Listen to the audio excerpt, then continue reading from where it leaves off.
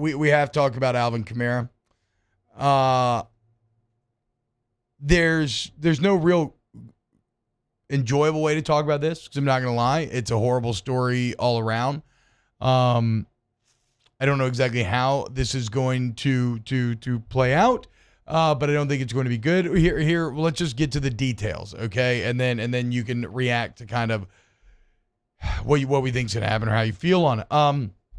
The details are not good. So the video that we have not seen yet, the video sounds really bad, and unfortunately, Jake, it corroborates what the victim was saying. Also, to be clear, outside of one detail that we'll get to, Alvin Kamara has been very honest in this entire situation as well. But the video opens. It is 6:30 a.m. in Vegas. Kamara and his friends are waiting for an elevator.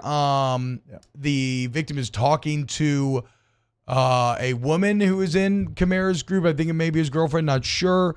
The elevator doors open. The male tries to get on with Kamara's group. Kamara puts his hand on his chest and stops him. The dude slaps his hand away. Kamara pushes him. He stumbles. One of Kamara's associates punches him. Kamara then rolls up on him and hits him 8 times, including 3 times after he was on the ground. And then 3 of Kamara's associates stomp on his face and chest and legs about 16 times, according to the police report. Unfortunately, Kamara's account is essentially the same thing. He says that the man called one of his friends ugly. Says the guy told him, "I'll whoop your ass too."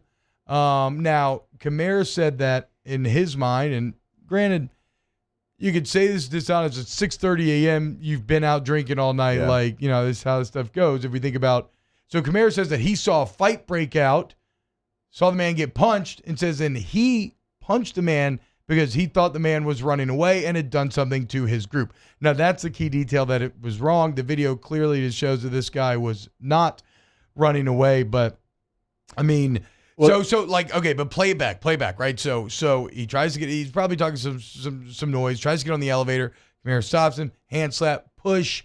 Then his friend comes and punches him, and that's when Kamara basically says, he thought a fight had broken out, and he walked up and he joined in the fight. Now, the man had like orbital bone fractures and that's why he didn't get arrested before the Pro Bowl, as he was receiving treatment. So the process of figuring out who the perpetrator was played out to where it didn't happen until Sunday night. It's not good, Jake. No, it's not good. If this was a one-on-one fight in Vegas at 6:30 in the morning, like you said, how many times have we all seen that? And the circumstances would still matter.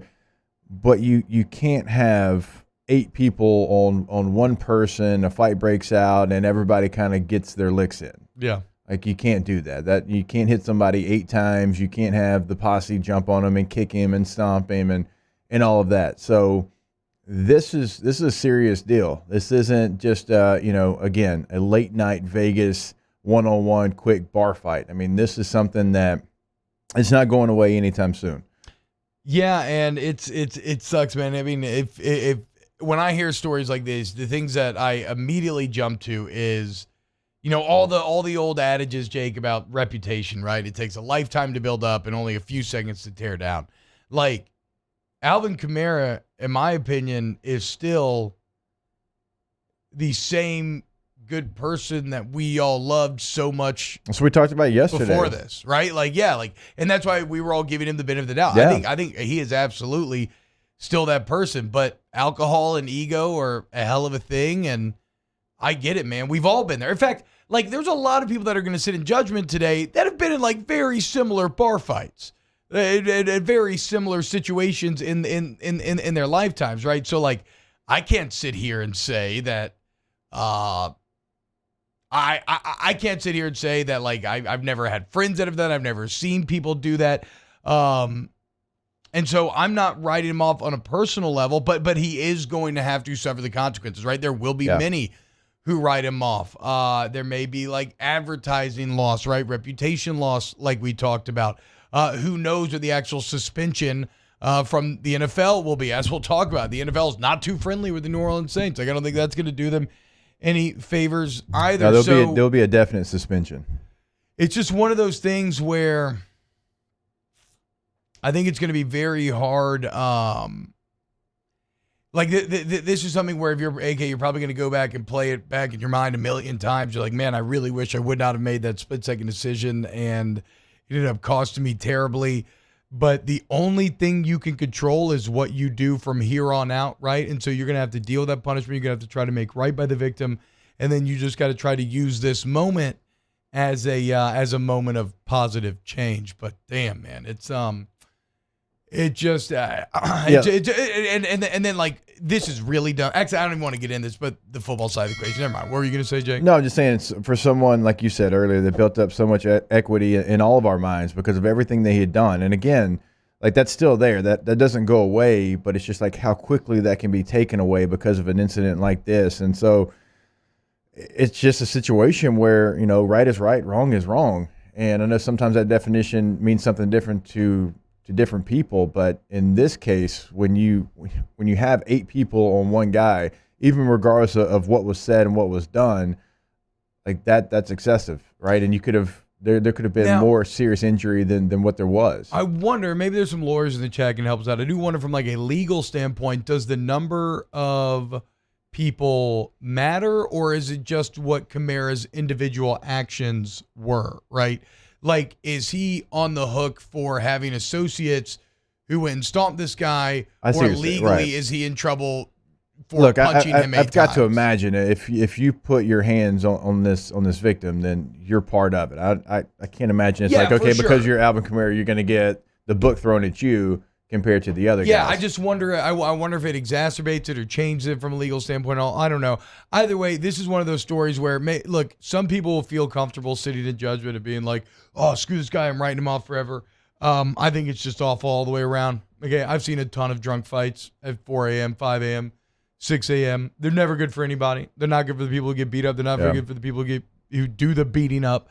And this is just another one of those cases. And it comes with an athlete that I loved. It's been an awesome member of the city, man. So it's just a huge bummer all around, and it's something that you just can't fix immediately, right? The only way that AK can fix this will be overtime, consistent action, and because there's going to be a point in time where the video will come out. It's just the video comes out regardless if you want it to come out. If you say it's not going to come out, it's going to come out in 2022. And so, like, it's going to be different when that happens, even than what it feels like right now. Yeah. Just sucks all around. And before we wrap up this conversation, I just want to say it's becoming a little too common, Saints getting in trouble off the field and that impacting on the field. Like, Kamara might take a suspension, like y'all said.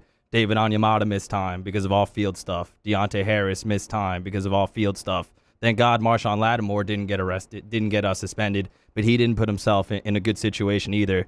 They need to put themselves in better situations off the field. This is becoming a little too common with the Saints. Yeah, I mean, so I see what you're saying. I wonder about the with the Saints part at the end, because like we cover this team so closely, so we notice when like an Onyemata's out or Deontay Harris, like we don't know about what happens on other NFL rosters to the equivalent of those guys, right? Like I can't tell you if another team's third wide receiver got suspended or one of their rotational D linemen. I get what you're saying, right? I mean, always you can put yourself in better spots. I don't think that it's a problem unique to the Saints, I guess, is what I'm saying. You have, and this is something I've talked about a lot with football. People always want to act like college football players or NFL players, they get in all this trouble, right? But like if you actually look at their age group compared to the rates of crime among that same age group in the general population, that's just not true.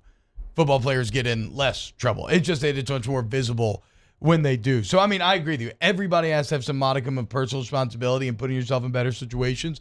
I just don't think that's a problem unique to the New Orleans Saints. But this is, I mean, but then again, you know what?